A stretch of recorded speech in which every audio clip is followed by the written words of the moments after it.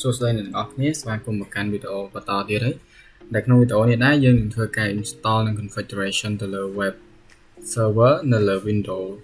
Server 2019ហើយជំហានទី1ដែលយើងត្រូវការ install នឹង Windows នៅ web server នៅលើ Windows Server ហ្នឹងយើងចូលទៅក្នុង Server Manager បន្ទាប់មកទៀតយើងជ្រើសរើសយក add rule and feature ហើយយើង click next ទៀតដែលយើងធ្វើនេះធ្វើដូចយើង install នៅ service ផ្សេងៗនៅលើ Windows Server ដូចគ្នាហើយដល់កន្លែងនេះយើង click យើង scroll មករកពាក្យថា web server បន្ទាប់មកយើង click next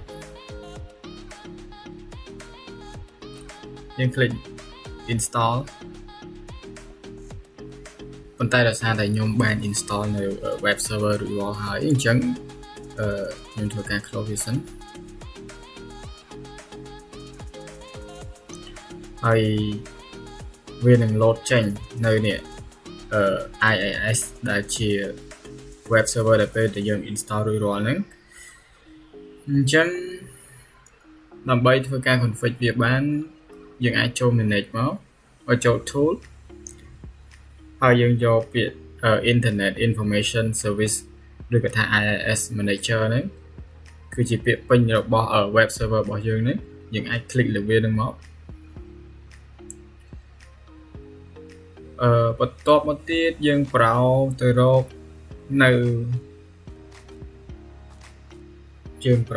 default website របស់យើងអញ្ចឹងយើង click កន្លែងនេះមក site នេះមកបន្ទាប់មកយើងនឹងឃើញ default website មួយ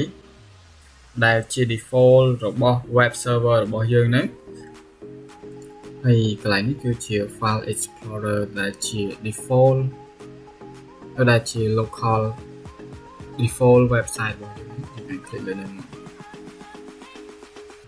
នោះវានឹងនាំយើងទៅកាន់នៅ file configuration នៅក្នុង web server របស់យើងដែលវាប្រាប់នៅទីតាំងវានៅក្នុងdrive C ហើយវានៅក្នុងfolder Internet Hub ចឹងមកហើយនឹងវានៅក្នុង www អញ្ចឹងហើយយើងក៏អាចធ្វើការ configuration ហើយយើងអាចធ្វើការកែឬក៏ config ទៅលើ file ទាំងអស់ហ្នឹងទៅតាមតម្រូវការរបស់យើងដែលនេះជា default របស់ web server វា load ចេញនៅផ្ទាំងបែបនេះហើយ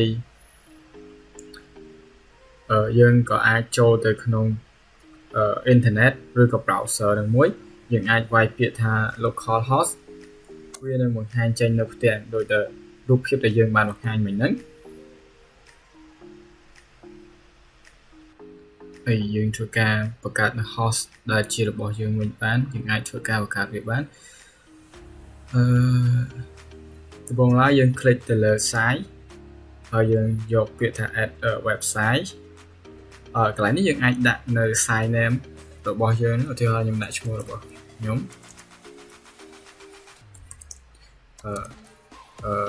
web server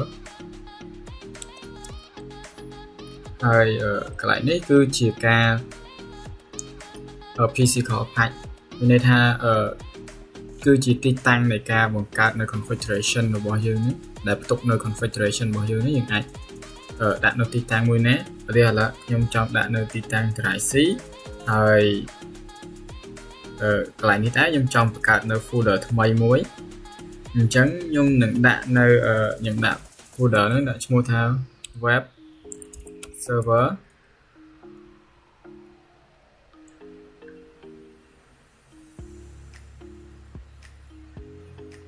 បន្ទាប់ពីយើងបានបង្កើតនៅហើយយើងអាច click ទៅលើ folder ដែលយើងបង្កើតថ្មីនឹងមកបន្ទាប់មកទៀតយើង click OK ហើយខ្ញុំនឹងបើកទៅក្នុង file នឹងវិញដើម្បីធ្វើការបង្កើតនៅ website default មួយអញ្ចឹងខ្ញុំនឹងចូលក្នុង drive C ហ្នឹងបន្ទាប់មកយើងនឹងមើលទៅលើ folder ដែលយើងទៅបង្កើតមុននឹងវិញគឺ web server ហ្នឹងហើយខ្ញុំនឹងបង្កើត node មួយ ឧទាហរណ៍ថាខ្ញុំដាក់វាទៅជាខ្ញុំដាក់ក្នុងនេះខ្ញុំដាក់ថា hello this is my simple web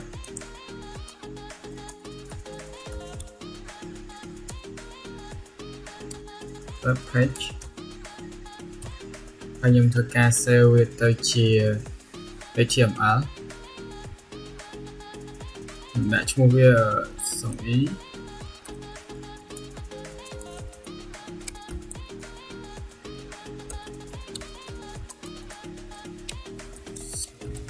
ធ្វើការដាក់ឈ្មោះវាហើយខ្ញុំដាក់ extension វា .html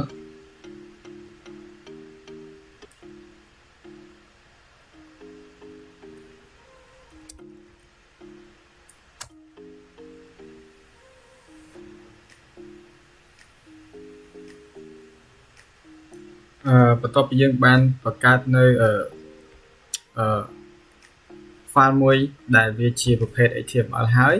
យើងចូលទៅក្នុងកន្លែង configuration website របស់យើងវិញហើយកន្លែងនេះខ្ញុំនឹងវាមានជម្រើសពីរដែលយើងអាចជ្រើសវាជាប្រភេទ HTTPS និង HTTP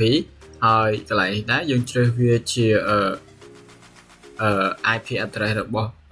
Windows server របស់យើងហ្នឹងហើយកន្លែងនេះជា hostname យើងអាចថាដាក់ www. ហើយយើងអាចដាក់ទៅតាមនេះ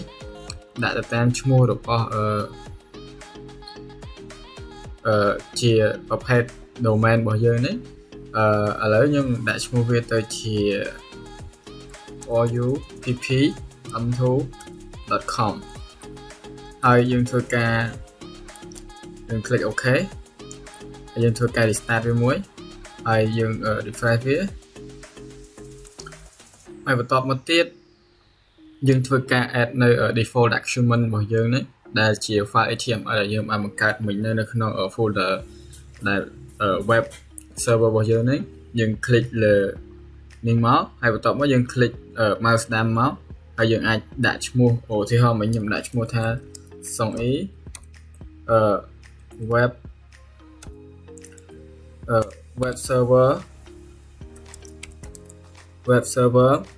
server.html ហើយយើង click OK មកហើយយើងធ្វើការ restart បន្ទាប់មកយើងធ្វើការ refresh វិញមួយទៀតហើយបន្តមកទៀតយើងធ្វើការ browse ទៅឧទាហរណ៍យើងចុច browse ទៅ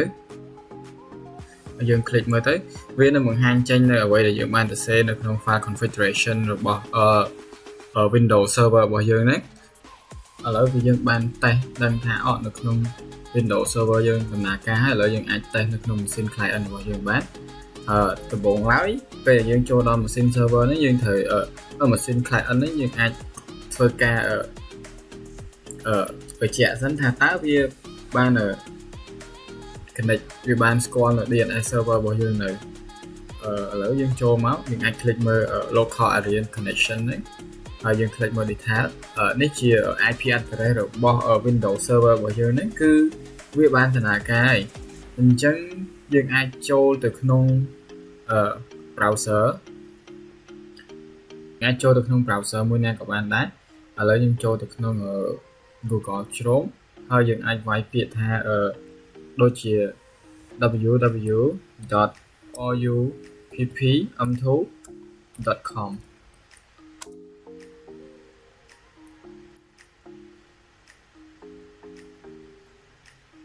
នោះវានឹងបង្ហាញចេញនៅពាក្យថា hello this is my simple web page របស់យើងនេះដែលយើងបានសរសេរនៅក្នុង file configuration នៅក្នុង Windows server របស់យើងនេះហើយចំពោះវីដេអូមួយហ្នឹងគឺខ្ញុំមានតែប៉ុណ្្នឹងទេហើយបើសិនជាអ្នកទាំងអស់គ្នាចង់ add បន្ថែមនៅ website អីបន្ថែមទៀតយើងអាចធ្វើការ add ដោយរបៀបដូចគ្នាហ្នឹងយើងអាច click add ដូចគ្នាអញ្ចឹងជាចុងក្រោយគឺសម្រាប់វីដេអូហ្នឹងគឺមានតែប៉ុណ្្នឹងទេអរគុណអ្នកទាំងអស់គ្នាសម្រាប់ការទស្សនា យើងនឹងធ្វើការជួបគ្នានៅវីដេអូក្រោយទៀតសូមអរគុណ